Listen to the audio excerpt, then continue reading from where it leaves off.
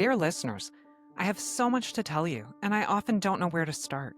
It seems the world doesn't want to admit that sometimes we make mistakes, and that sometimes the wrong person gets punished for something they didn't do. Not all of us have been personally affected, but many of us have been impacted by this reality. And I feel like it's my responsibility to share these stories with you and to tell you what I've learned about wrongful convictions. Welcome back to Wrongfully Yours. Before we begin, I want to let you know that today's episode is a little different. The conversation you're about to hear was recorded through a series of phone calls I received from John Edwards, who is currently incarcerated in Ohio. Because of that, you'll hear call prompts, interruptions, and the unmistakable sound of prison phone lines throughout this episode. I've chosen to leave those in because they are part of the reality of John's story. John has been incarcerated for more than 3 decades for a double homicide he consistently maintains he did not commit. As will become clear over the course of our conversation, there is no physical evidence tying John or his co-defendants to the crime.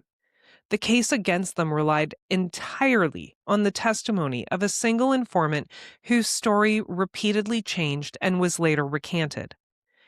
Importantly, this is not simply a claim of innocence. A previous Ohio prosecutorial administration formally acknowledged that these convictions should be dismissed, effectively admitting that a grave injustice had occurred. That motion, however, was later withdrawn under a new administration, and this left John and the others still fighting for their exoneration today. Despite being incarcerated, John has remained remarkably resilient.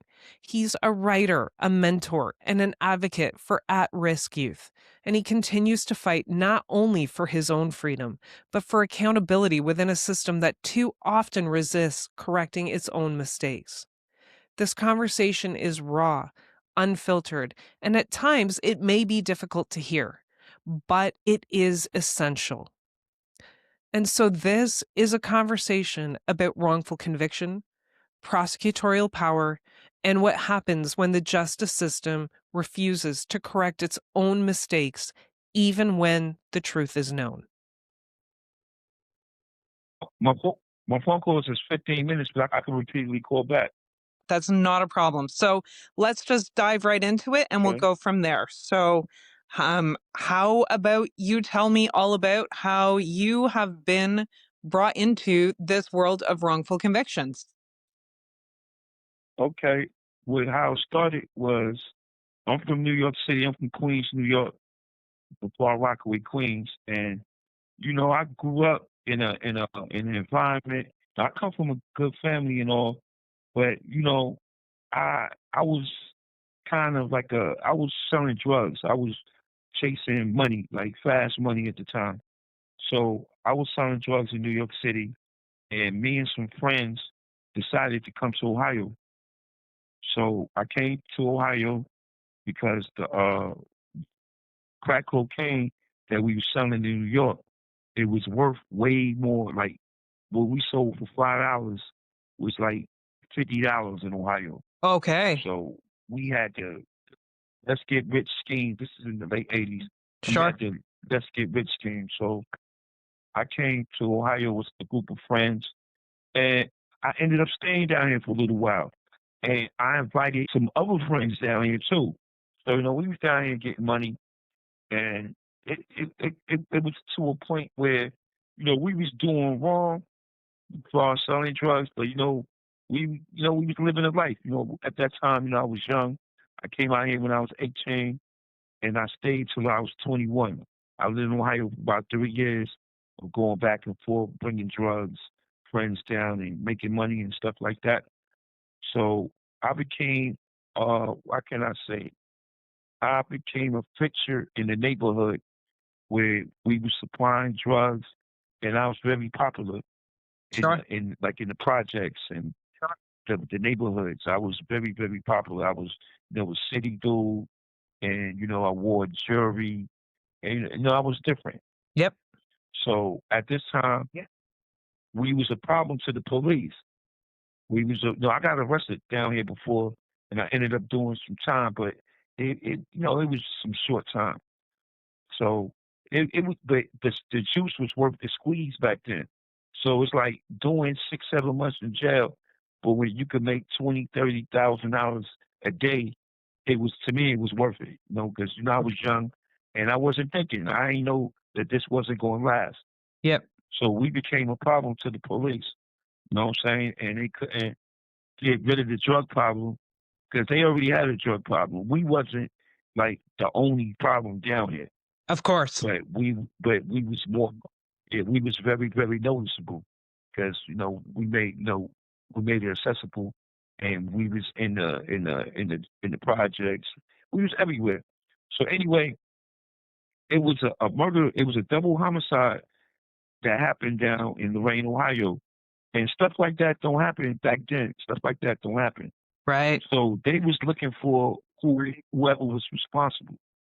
And I don't know how, but we became suspects. We didn't come down here with violence. You know what I'm saying? We came down here getting money, Yep. having fun, partying, you know, being romancing women. And then at that time, I had a son out here in Lorain, Ohio, because we in Lorain, Ohio. That's like 45 minutes outside of Cleveland. Okay. And I had a son. I had a son, so I was more or less living out here. So we getting money, and it was a vicious murder that happened. A female named Marsha Bakley got killed, and a male named Floyd Epps got killed. And it was how they was related was Marsha Bakley sometimes lived with Floyd Epps, so they found Floyd Epps' body first, Right. and they said he was ran over by a car. Then they found Marsha Bakley body later on, or it could have been the other way around, where they found Marsha Bakley first. But anyway, they had no clues of what happened, who did it, who was involved, and the police asked for help. They asked the community for help, and so what happened was it was an informant named William Avery. He came to the police, and he came with a story, and the story was a secondhand story. So the police couldn't use the story because it was secondhand. So they asked him to bring in whoever he got that story from. It so happened that he got the story from the son. So it was like a father and son informant thing Oh. they had going on. So this dude has an amazing story how he owed some money to a New York dude, and he wanted to work the money off by beating people up. And my co-defendant, Alfred Cleveland, allegedly brought him to Floyd Epps' apartment to beat up Marsha Bakley, who owed some money. He refused, and he's saying that me and two other dudes attacked her, beat her unconscious, kidnapped her, took her behind the bar, and allegedly killed her. So that was the story. And Was this what happened was he a customer of yours? I I never dealt with the dude. He dealt with one of my co-defendants. So Okay. it's like I never really dealt. Yeah, so I know he know me. It's just that I just had an instinct where I never liked the dude. Right. You know what I'm saying? I kind of I never liked him. Right, and so what happened is this story gets Glenwood Edwards. That's my co-defendant. It gets him arrested. So at first we ain't take this like because there's so many people that's out here selling drugs, and we never really took it serious that the police is like really looking for us. Like they Sure. really suspect that we did it because we get money. We ain't thinking about that. But then we start seeing how serious it was when Lenny got convicted. Like when Lenny got arrested, and then we seen what he saw. I still stayed around. Maybe about a couple of weeks later, we got out of Dodge. I left Ohio. Sure. You know what I'm saying? But So you what weren't happens you is weren't all arrested at when the same time? no, Lambert Edwards was arrested maybe about 2 weeks after the murder. Right. Maybe about 2 weeks after the murder. Benson Davis was arrested probably maybe a year to 18 months after the murder. Oh, okay. Alfred Cleveland was arrested, let me see, in 1994. I got arrested December of 1993. So I got arrested like 2 years, 2.5 years after the murder.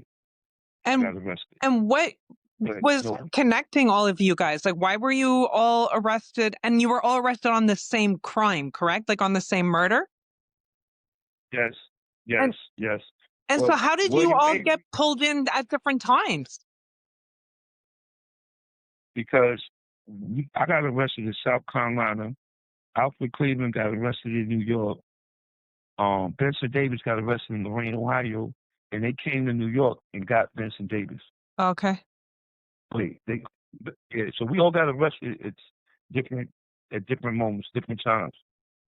But But you were all identified. when You were all like identified at the same time? yes, William Avery is the one that places us there. We got this is what's crazy. He places there is no murder weapon, no hair, no blood, no fiber, nothing to tie us to the crime, but William Avery, and he keeps continuously changing his story. Wow. He just repeatedly changes his story. So it just got to the point that when he went to the first trial, which was Lambert Edwards, the story that he had, he tried to because they gave him award money because it was all for the award money. He tried to swindle the prosecutor for $10,000 more, and when they refused to give it to him, he got on the stand and said that he lied. Everything was a lie. He only did it for the money. So he recanted, and they ended up locking him up. Wow. So while he was locked up, yeah, while he was locked up with attempted court, while he was in jail, he changed the story again. Now he changed the story to actually being there to witness the murder, because he never said that he witnessed the murder in the beginning. In the beginning, he said that he witnessed the phenomenal assault. He witnessed the beatdown. Right. So now he comes with a new story saying that he's seen the murder. So not only do he involve me, Alfred, Jensen, and Lenny, he also involved two other New York dudes that never been arrested. Oh my He goodness. involved two other people. Altogether, there's 6 of us, but only 4 of us got locked up. Wow. So now he has that story. Yeah, so now he testifies against Leonard Edwards. Leonard get found guilty, and I think they gave him 28 years to life on the murder, and I forgot on the phenomenal assault, because Leonard Edwards is out now. He made parole. Okay. The next one that went to trial was Benson Davis. When Benson went to trial, again, the only witness is William Avery. He gets on the stand. He got the inconsistent testimony of exactly what happened. They find him guilty. Then he went to trial with Alfred Cleveland, the inconsistent testimony. Then I'm the last one to go to trial. I went to trial in 1997. Okay. 1997, and more inconsistencies. So it's like, I'm gonna say like probably like 2005, 2006, William Avery came back again, and he recanted again, Oh my saying goodness. that he lied for the money. Yes, it's all there. If you go to freedohio4.org or freedohio4.com, everything is there. Everything is there. He recanted. He said he lied for the money. He did it. It was a scheme for him and his father to get the award money, that we didn't do it. He just lied for the money. He's saying that the prosecutor knew that he lied. Because there's nothing there at the time as to the crime, but this testimony. There's no murder weapon, no hair, no blood, no fiber, nothing that ties to this crime. This is the only eyewitness, and he's saying that he lied. Then, on top of that, Alfred Cleveland was on probation at the time. He went to see his probation officer all the way in New York. This is the same time, the same day that the alleged victim got killed. Alfred Wow. Cleveland was in New York, and they still found him guilty. And he's got a pretty good alibi if he's Absolutely. with his probation officer. Yeah. And not only that, He had another alibi witness, which is Damon John from Shark Tank, from the Damon John, the entrepreneur. He testified in the behalf of Albert Cleveland, placing him in New York because they was in New York together. Wow. But I don't know how they still found him guilty. And that's and none of you made a false confession. There's no forensics. The only eyewitness you So have is this You guy. have 1 minute remaining. it's nothing tied to this crime but William Avery. Unbelievable. Yes. Okay, I'm gonna call you right back. Sounds good. I'm gonna call you right back. I'll be here. I'm gonna call right back. Okay. Thank you for using GT. We're recording now. Okay. Okay, so now the story gets even better because William Avery recanted twice. He came with an affidavit the last time, and what happens is when Alfred Cleveland goes back to court and he has an evidentiary hearing, they scared William Avery by saying that if they find him that he's lying, that he's going to get 5 years for every trial that he testified in. And the first trial was a mistrial, but it was all 4 of us, so he testified in 5 trials. So he's not trying to do 25 years, so he pleads the 5th. He pleads the 5th. Wow. So now, this is in 2005, 2006. So the evidentiary hearing was 2008. Now, what's crazy is at this time later on that I didn't find this out till later on in 2010 that it was an anonymous tip where they got 2 alternative suspects for this murder. So Tony Cello is a relation between the Lorraine Police Department and the Lorraine Prosecuting Office. He goes and interviews these 2 suspects. He never brought this up to my lawyers or to any of my co-defendants. We never knew about this. We never ever knew about that they had information. This is after my conviction. This is 13 years after my conviction. Oh. And this is this is 16 years after actual crime that they got an anonymous tip that we didn't do it and who actually did it. So the dude interviewed him, never let us know anything. And so now 2024 come around, my lawyer is Josh Dubin, and he has an amazing team. He goes and talks to J.D. Thomas because my case was twice on the Joe Rogan show. I know you're familiar with Joe Rogan. Yes, I am. Joe was mentioned twice. It was on Joe Rogan's twice. So my lawyer sits down with J.D. Thomason, the prosecutor of Lorraine. He sits down with his team, and they shows all the evidence showing our innocence, that we cannot, is it possible for us to do this crime, that we didn't do the crime. So J.D. Thomason agrees with my lawyer.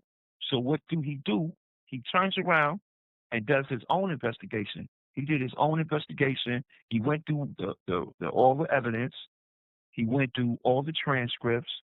He went through all the reports. He went back to the crime scene. He talked to the police. J.D. Thompson does what a lawyer does, because he's a prosecutor. Sure. So Yep. on on December 2nd, December 2nd, 2024, he puts in a motion to dismiss the convictions against us. But the only thing is, he on his way out of the door because he lost the election. Right. So he's on his way out the door. So on his way out the door, he put in a motion to dismiss our conviction. Tony Cello, who won the election, he, for some reason, some way, somehow, was able to get in contact with the state attorney general to put a freeze on it until he's sworn in. The first thing he do when he's sworn in, he gets the motion withdrawn. Now, get a catch to this. Tony Cello, that's the new prosecutor, also is the same dude that interviewed the 2 alternative suspects. Oh my goodness. So this is The dealing with plot a lot of the corruption. plot just keeps thickening on this. Yeah, because I never even knew about 2 alternative suspects until recently. when my lawyer told me about it. Wow. Yeah, so he did sit back down with the new prosecutor. So everything is in the air right now. So I'm still fighting. You know, Sunday will be 32 years up and incarcerated. I'm incarcerated for a murder I did not commit, and How I should how have been home last year. how do you deal with that? How do you fight every single day knowing that there is so much garbage going on behind the scenes? Yeah, but I got no other option but to fight. I can't give up. I've been locked up 32 years. I fell when I was 23. I'm 55 years old now. I can't give up. I got to stay strong and stand tall. So I got no other choice but to keep fighting because I know if I don't fight for myself, who's going to? No, I got lawyers and people that love me and stuff like that. But there's nobody going to know your case better than you. And people that know me know I'm not this type of person. Sure. So, I'm in here for something I didn't do. Yeah. No, And if the evidence proved that we're innocent. yeah. Well, I You know mean, what I'm saying? you The have evidence. the prosecutor who was going to dismiss ask for the case to be dismissed. So I mean, it's clearly a miscarriage of justice. And now it seems that politics are getting in the way. Yeah, and everything I'm telling you is on freedohio4.com and freedohio4.org. It's there. And my lawyer Johnson Duden, he even went back to Joe Rogan's show and took J.D. Thomason. That's the prosecutor who put in the motion to dismiss the conviction. Yep. He was on the show, on Joe Rogan's show about it. So if you go on freedohio4.org, all that's there. All the links is there so you can see it for yourself. Everything is there. So it's not nothing I'm making up. No, this is not Hollywood. This is not AI. This is everything that's there. No, So absolutely. innocent. And I know for sure that, nothing is made up, but this is the thing that gets me with every case of wrongful conviction. Everyone seems like it is a Hollywood story because there's so much here that you can't believe. And I mean that it's so absurd that this is what's going on in our justice system. If you wrote this as a movie script, Hollywood would reject it. Yeah, because they'll think it's not even possible. That's what But I'm stuff talking like this is about. happening every day. And Stuff like this exactly. happens every day. Yeah, sadly, right? And the thing is, a lot of people don't know that. And that's why I want to give you a platform to share your story and others to share their story, because I think we need to make it very clear that this does happen in our justice system every day. 1 minute remaining. I'm going to call right back. Sounds good. I'll call you right back. In many ways, John's story is unique, but in many ways, it's all too familiar because it represents a pattern we see far too often. It's a case built without physical evidence, with a witness who recants repeatedly. It's a case where information that could have changed everything was kept hidden, and as a result, we're left with a man who has now spent over 30 years incarcerated for a crime that even a former prosecutor acknowledged should be dismissed. Make no mistake, this isn't a Hollywood script. It isn't exaggerated. And sadly, it isn't rare. Cases like this exist because accountability in the justice system all too often seems to be optional, and because once a conviction is secured, truth becomes inconvenient. With that said, we should all follow John's lead and keep fighting. In our next episode, I'll continue the conversation with John, and we'll talk about what accountability actually looks like, why freedom without exoneration isn't justice, and what everyday people can do when the truth is already on the table, but action still hasn't followed. As John mentioned, if you want to learn more about this case, see the documentation for yourself, or understand how you can help, I strongly encourage you to visit freetheohio4.org and freetheohio4.com. The records, the recantations, the timelines. They're all there for you to review. And while today's letter may have piqued your interest, this is only part of the story. There's still so much more to tell. The effects of wrongful convictions are far-reaching. They touch us all. I'll write to you again soon as I continue my conversations with those whose lives have been impacted by a wrongful conviction. But until then, I remain wrongfully yours. And so, if you were moved by this episode, please consider sharing it with others, liking and reviewing us, and following the podcast on your favorite platform so you don't miss what comes next.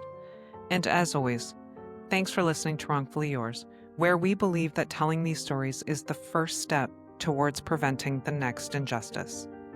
And until next time, stay curious, stay hopeful, and keep fighting for justice.